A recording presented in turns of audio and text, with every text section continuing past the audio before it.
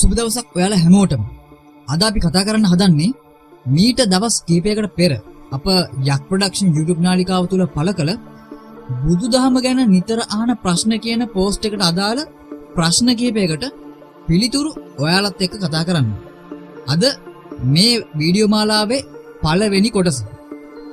ඉතින් මෙහිදී අප කියන අදහස් වලට එකඟ වන අය වගේම එකඟ නොවන අය ඉන්න පුළුවන්. ඉතින් මේ දේවල් තම තමන්ගේ මනසට ගෝචර වන ප්‍රමාණය අනුව වෙනස් වෙන්න පුළුවන්. ඒ නිසා ඔබට වෙනත් අදහසක් හෝ වෙනත් මතයක් තිබේ නම් ඒට එරෙහිව යමක් අප පවසනවා නම් ඒට හිත නොරිද්ද ගන්න ලෙසත් අප මුලින්ම ඔයාලට මතක් කරනවා. වීඩියෝ එකට යන්න කලින් මුලින් මතක් කරන්න ඕනි තාමත් අපගේ යක් ප්‍රොඩක්ෂන් YouTube නාලිකාව subscribe කරලා නැත්නම් පල්ලෙහා තියෙන රතු පාට subscribe බටන් එක ඔබලා දැම්ම අපගේ නාලිකාවත් එක්ක එකතු වෙන්න කියලා.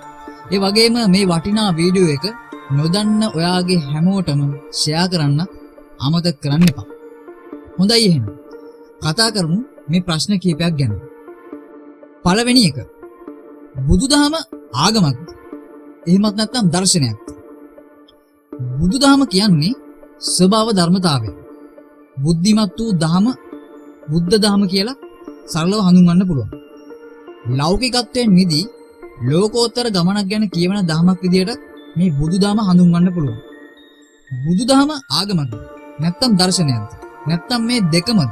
එහෙමත් නැත්නම් මේ එකක්වත් නෙවෙයිද කියන කාරණාව විවිධ අවස්ථා අනුව මිනිසුන්ම විවිධ විදියට යොදා ගන්නවා. ආගමක් හා දර්ශනයක් අතර වෙනස්කමක් තියෙනවා.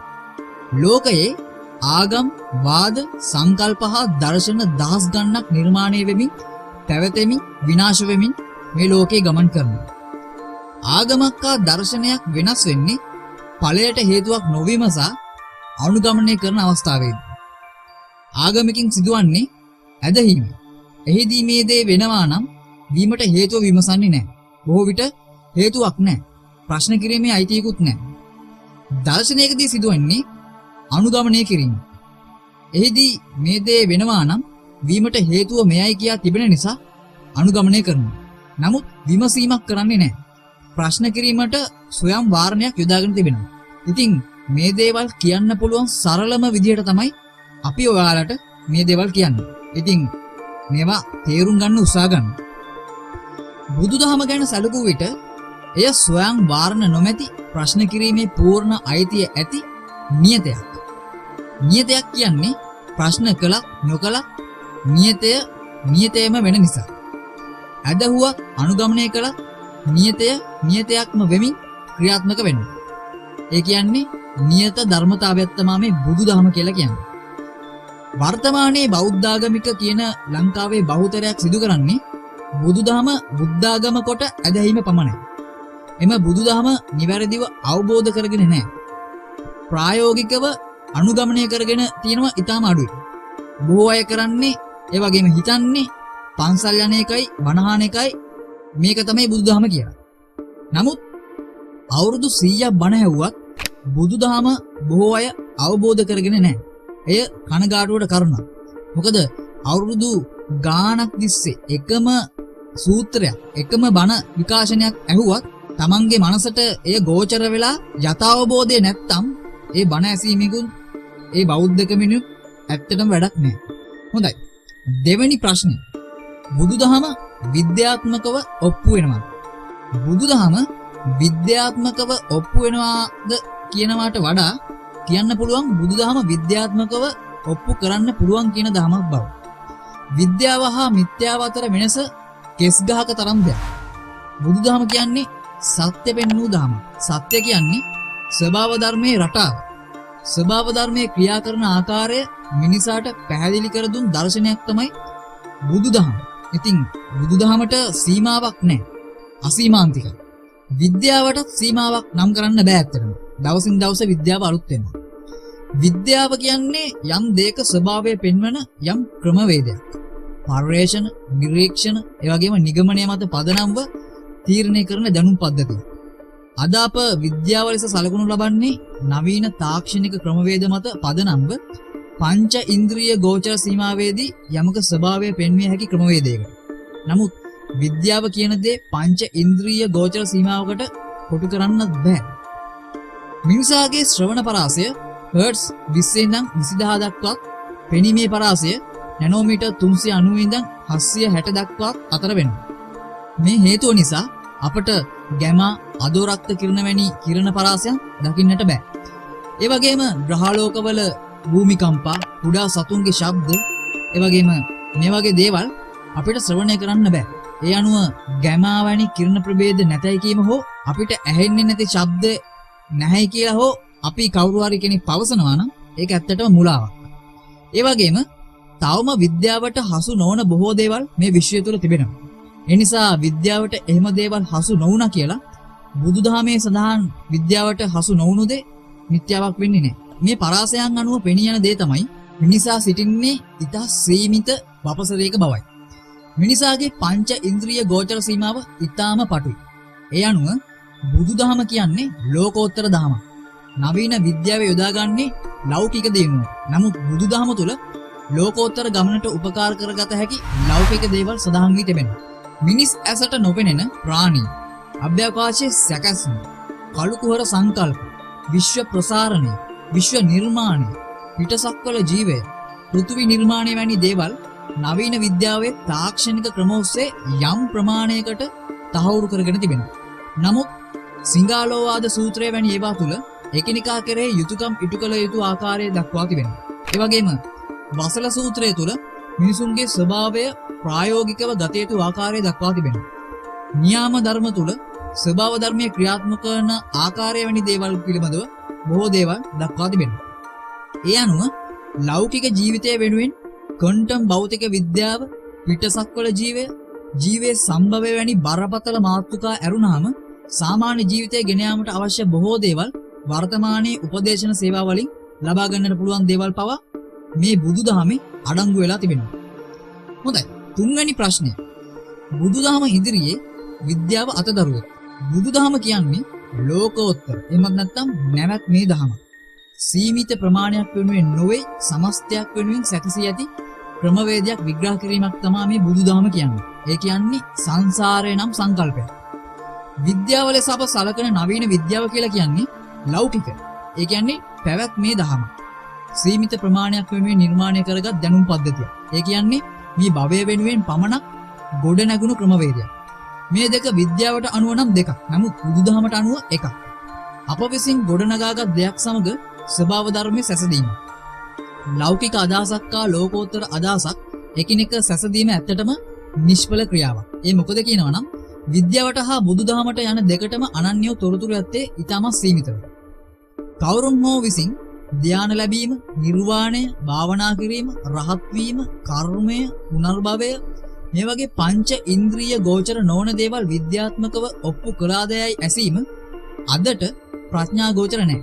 ඒ මොකද කියලා සරලව කියනවා නම් නවීන විද්‍යාව තුළ තවම එවන්නක් ඔප්පු කිරීමට නිශ්චිත ක්‍රමවේදයක් නොමැති නිසා. මේවා සත්‍ය හෝ අසත්‍ය බව ප්‍රකාශ කළ හැක්කේද එවැනි දේවල් අත්දැකපු කෙනෙක්ට පමණයි. අත් නොදකපු කෙනෙක්ට එය නැහැ කියලා කියන්න බෑ. මොකද ඔහු එය අත්දැක නොමැති නිසා. මාර්ගඵල ලාභයකට කළ හැක්කේ මාර්ගයේ පෙන්වීම පමණක් වෙනවා වගේම ඒ ඔස්සේ ගමන් කොට එය හඳුනාගෙන ඔප්පු කර ගැනීම ඔබ සතු දෙයක්. එය ඔප්පු කර ගැනීමට ඔබ එය නිවැරදිව අත්හදා බැලිය යුතුයි. නවීන විද්‍යාවේ සඳහන් කරන පරමාණු, තරංග, කිරණ, විකිරණ, නියුරෝන, ප්‍රෝටෝන, ඉලෙක්ට්‍රෝන, පරිගණක ක්‍රමලයක, ඉලෙක්ට්‍රොනික දත්ත තැන්පත් කිරීම සියසින් දුටු අය මේ ලෝකෙ කොහෙවත් නැහැ. ඇත්තේ මෙය නිසා මෙය වන්නේය කියා කියන අය පමණයි. ඇත්ත ඇති සැටියෙන් දැකීමට මේ වගේ දේවල් වල බොහොම අපහසුයි. නමුත් බුදුදහමේ පෙන්වා ඇති ලෞකික කාරණා සමග සැසඳු විට නවීන විද්‍යාවේ ලෞකික කාරණා අවබෝධ කර ගැනීම බොහෝ පසුපසින් තිබෙනවා. එය නවීන විද්‍යාවේ දුර්වල ලක්ෂණය. එවිට බුදුදහමත් එක්ක ගත්තොත් විද්‍යාව කියන්නේ තාම අතදරුවෙක් කියන එක සැබෑවක්. හතරවෙනි එක පුනරුත්පත්තිය ඇත්තද? පුනරුත්පත්තිය කියන්නේ නැවත ඉපදීම. මෙය Hindu සංකල්ප සමග මිශ්‍රව පැවත ආවක් අද සමාජයේ හඳුන්වන නැවත ඉපදීම කියලා හඳුන්වනවා. මේ අදහස වෙන්නේ මම ලෙසම නැවත ඉපදීම වෙනවා. ඒ කියන්නේ කිසිම වෙනස්කමක් නොමැතිව මිය ගිය පසු නව ශරීරයක తాවකාලිකව ඉපදීම. නැවත මිය ගොස් නැවත ඒ අයුරින්ම නොනවත්වා ඉපදෙමින් මැරෙමින් ඉපදෙමින් යාම. මෙහිදී මේ භවයේ සිදු කරන දේවල් මේ භවයට සීමා වෙනවා. නව භවයේදී ඒ භවයේදී සිදු කරන දේවල් පවතිනවා. සරලව ඒ විදිහට අපිට ඒක කියන්න පුළුවන්. පස්වෙනි ප්‍රශ්න. පුනර්භවය කියන්නේ මොකක්ද? පුනර්භවය කියන්නේ භවය නැවත හට ගැනීම වෙනවා. භවය නැවත හට ගැනීමට කර්මය හේතු වෙනවා. කර්මයට හේතුව තමන් වෙනවා. තමන් නොමැති නම් නැවත භව හට ගැනීමක් නොමැති බව බුදුදහමේ පෙන්වා දෙනවා. බුදුදහම පෙන්වා දෙන්නේ පුනර්භවය අවසන් කිරීම. සිදුවත් කුමාරා ඉපදීමෙන් පස්සේ ප්‍රකාශ කරපු පාඩේ කියවෙන්නේ. ඒ කියන්නේ නත්තිදානෝ පුබ්බවෝති. ඒ කියන්නේ නැවත භව හට ගැනීමක් නොමැති බව. බොහෝ අය පෙර භවයේ මම මෙහෙම හිටියා, අර එහෙම හිටියා කියා ප්‍රකාශ කරන්නේ පුනර්භවයේ යෙදීමක් ගැන. ඒ කියන්නේ සංසාරයේ එක් භවයක විස්තරයක්. කර්ම විෂය අචින්ත බව බුදුදහමින් පෙන්වා දෙනවා. මෙය නොසෙවිය යුතු විෂයක් ලෙසත් පරත්තරක් සොයාගත නොහැකි බවත් සම්බුද්ධ දේශනාවේ සඳහන් වෙනවා. 6 වෙනි ප්‍රශ්නය. කර්මය විශ්වාස කරන්න පුළුවන්. නැත්නම් කර්මය විශ්වාස කරනවා. කර්මය කියන්නේ කුසල හා අකුසල ක්‍රියාවන් වල ප්‍රතිඵලයක්. කර්මය නිර්මාණය කරන්නේද තමන් විසින්මයි. එය පිටතින් කෙනෙකුට ලබා දිය නොහැකි සාධකයක්. ඔබ දැක ඇති උපතින්ම අන්ධ වූ දෙමව්පියන් හට හොඳින් දැස් පෙනෙන දරුවපත් සිදු වෙනවා. ජීව විද්‍යාත්මකව එය විය හැකිදයි සිතීම අපහසුයි. ඒ මොකද කියනවා නම් විද්‍යාවට අනුව අදාළ සාධක සැපයේ නම් ප්‍රතිඵලය දෝෂ සහිත වීම පැහැදිලි කිරීම අපහසුයි. 7 වෙනි ප්‍රශ්නය. කර්මයට අනුවද ඔක්කොම වෙන්නේ? කොහෙත්ම නැහැ. චේතනාහම් වික්කවේ කම්මං වදාමි කියලා කියනවා. ඒ කියන්නේ මහණෙනි, චේතනාව කර්මයට මුල වෙනවා කියලා බුදුහිමි දේශනා කරලා තිබෙනවා. මේමයි. අපේ පයට පෑගිලා නොදැනුවත්ව සතෙක් මිය යයි නම් අකුසලයක් රැස් වෙන්නේ නැහැ. නමුත් හිතාමතා සතෙක් පාගා මරා දමනවා නම් ඔබට අකුසල රැස් වෙනවා. ඊට අනුරූපව කර්මපතේ සැකසී සුදුසු අවස්ථාවක ඔබටද යම් භවයක හෝ මේ භවයේම තැලී පොඩි වී මිය යාමට සිදු වෙනවා. කර්මය කියන්නේ සරලව ඒකයි. නමුත් මෙයක් පටලවාගත් බොහෝ අය මේ ලංකාව තුලත් ලෝකයේ තුලත් සිටිනවා. 8 වෙනි ප්‍රශ්න. ගන්ධබ්බය. එහෙමත් නැත්නම් අන්තරාභවය කියන්නේ මොකක්ද? මේක ඇත්තටම මහායාන සම්ප්‍රදාය සමග ඉතාමත් වෙනස් ස්වරූපයකින් වර්තමාන සමාජයේ මුල් බැසගත් ප්‍රබල කතාවක්. මහායාන පැහැදිලි කිරීම තමයි මියගිය පසු අපගේ සූක්ෂම ශරීරය වෙනත් උපතක් ලබනාතෙක් සැරිසැරීම.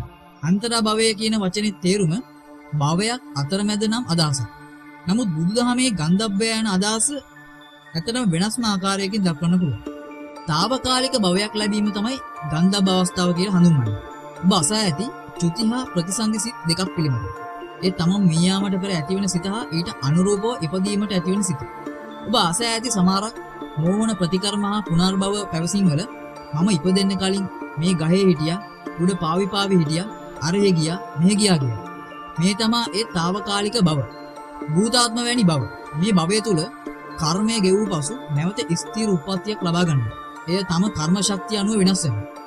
ඒ අනුව මරණාසන්නව මේ භවයේදී අකුසල් වැඩියෙන් කළ කෙනෙක්ට ඊට හොඳ සිතක් පහළ වුවොත් ඔහු දිව්‍ය ලෝකේ පවා උපත ලබන්න පුළුවන්. නමුත් කර්මානුරූපව කෙටි කලකින් එතනින් චුත වෙලා වෙනත් තැනක උපත ලබන්නත් පුළුවන්. ඒ අනුව මිනී මරපු කෙනෙක් මැරුණාම මේ මිනිහා නම් අපාය තමයි යන්නේ කීම එතරම් නිවැරදි නෑ. එයත් තමා ගත කරපු සංසාරයේ කර්ම ශක්තිය අනුව වෙනස් වෙනවා. 9 වෙනි ප්‍රශ්න. 550 ජාතක කතා පොත ඇත්තක්ද? ගෞතම බුදුරදුන්ගේ පෙර භව 500 ගණනක් තුළ කරපු කීපු දේවල් මේ ග්‍රන්ථය තුළ අඩංගු වෙනවා. මේක සත්‍යයක්ද බොරුවක්ද කියන එක එකවර කියන්න බෑ. බුදුරදුන්ගේ ධර්මය මතකයේ තබා ගත්තේ ආනන්ද මහරහතන් වහන්සේ. ඒ බුදුරදුන් සමග සිටි අවස්ථාවල. එසේ ආනන්ද තෙරුන් නොසිටි අවස්ථාවල බුදුහිමි කොච්චර ධර්ම කරුණු දේශනා කරන්නේ නැද්ද? ඒ අනුව 84000ක් වූ ධර්මස්කන්ධය කියන්නේ ආනන්ද මහතෙරුන් ශ්‍රවණය කොට මතකයේ තබාගත් ප්‍රමාණය වෙන්න ඕන. ඒ වගේම බුදුරජාණන් වහන්සේ දේශනා කරන්නේ සත්වයා ගණනය කළ නොහැකි භවවල උප්පත්තිය ලබන බව. ඒ කියන්නේ ඒ අනුව කාටවත් කියන්න බෑ බුදුහිමි උපත ලද්දේ මේ භව 500 ගණන පමණක් බව. ඒට වඩා විශාල ප්‍රමාණයක් උපදිනවා මේ ධර්මතාවය අනුව. මෙසේ උපදිනවා නම් මෙය බොරු පොතක් බව කාටවත් කියන්න බෑ. භව 500ක් කියන්නේ බුදුරදුන් පාරමී පුරන්න උත්සාහ කරපු භව 500 වෙන්නට පුළුවන්. ඒ අනුව ජාතක කතා පොත යනු ධර්ම කරුණු විග්‍රහයන් වල යොදාගත් යම් යම් උදාහරණ පසු කාලිනව බුදු හිමි සහ බුදුදහම කෙරෙහි ජනතාවගේ සිත් පහදවා ගැනීමට හා ආකර්ෂණය වඩාත් ලං කර ගැනීමට සංක්ෂිප්තව ලියවුණු කතා මාලාව බව සිතාගත යුතුය. එය ප්‍රතික්ෂේප නොකළ යුතුය.